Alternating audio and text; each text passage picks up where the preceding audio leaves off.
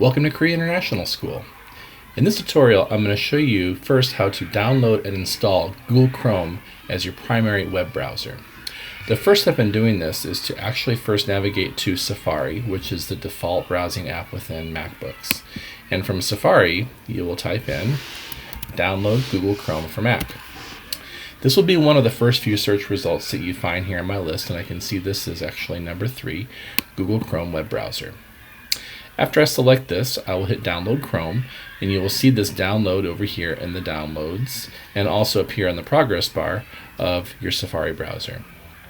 Once this is installed and it gives you permission, you can find Google Chrome in a couple of different places. Your Finder over here, and I can see from my list of applications that Google Chrome is now listed, but also in the Launchpad, and this gives you quick, easy access to all the apps you have installed. The Google Chrome icon is here, but for easy access, I'm going to drag this down to my dock.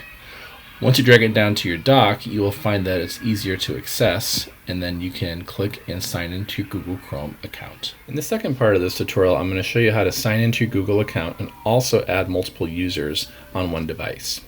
So I'm going to open up Google Chrome, and what you might see in your browser if you've never logged in for the first time might be a little bit different than mine, because I have a lot of bookmarks up here that I've already saved to my bookmarks bar. But the most important thing is you're going to click up here and you're going to sign in. And in this case, you can see I've already signed in before, just asking me to sign in one more time with my school email address. I'm going to sign in one more time. And for you students, your school email address will look a little bit different than mine. Yours will end in @student.kis.or.kr. So mine looks a little bit different than yours, but I think you get the idea. Now that I've signed in, I can access all my Google accounts from just my browser. So you'll see here that I'm signed in, and on this little 3x3 matrix grid, I can also easily access Gmail, Google Drive, and other frequent Google apps that you'll use in your learning. Now, some people also may have multiple Google accounts. Like, for example, maybe you have a personal Gmail account that you'd like to access at school occasionally. Rather than sign in and out from here, what I would advise you to do is go to People and go to Add a Person.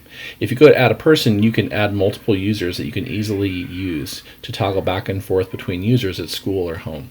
But while you're at school, make sure that you are always logged in with your @student.kis.or.kr account, because that's how teachers will typically share things with you in class. So this is how to sign into your Google account. In this last tutorial, I'm going to show you how to get organized with your browser by using bookmarks and also folders. So a lot of students, when they're browsing the web, they might bookmark a site, but how they find it is also very challenging. And sometimes if they don't organize their browser, it can be really hard to find and access commonly used websites.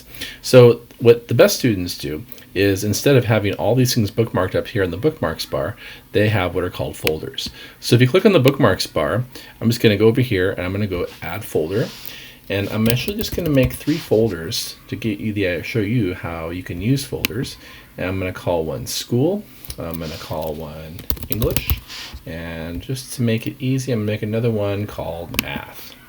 So with these 3 folders, if you notice here at the top, I can drag and drop these to consolidate them. So for example, in my school folder, I don't want to have 7 or 8 different folders up here. I want to have them all in school. So I'm just going to take English, I'm going to drop it right in school. I'm going to drop this in that one as well. So now we see that I have a folder that says school and then says English and math. And from that I can bookmark things to appropriate folders. Like this example here, this is Newsella, a commonly used website for English teachers.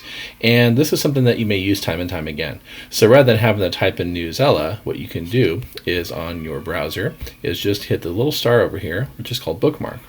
And it'll also say, where do you want to save this to? Do you want to save it to the bookmarks bar? It'll be alongside these, but I don't want to do that. I want to actually put this in my English folder. So I'm just going to go hit done. And now you'll see that nothing new has appeared. But if I go to my school folder and drop down to English, you'll see that Newsella is here. So this is a great way of organizing your work and taking commonly used websites and putting them in a place that's really easy for you to find. So I hope that these 3 tutorials were helpful with you getting acquainted with Google Chrome. And if you have any questions, stop by the Fishbowl.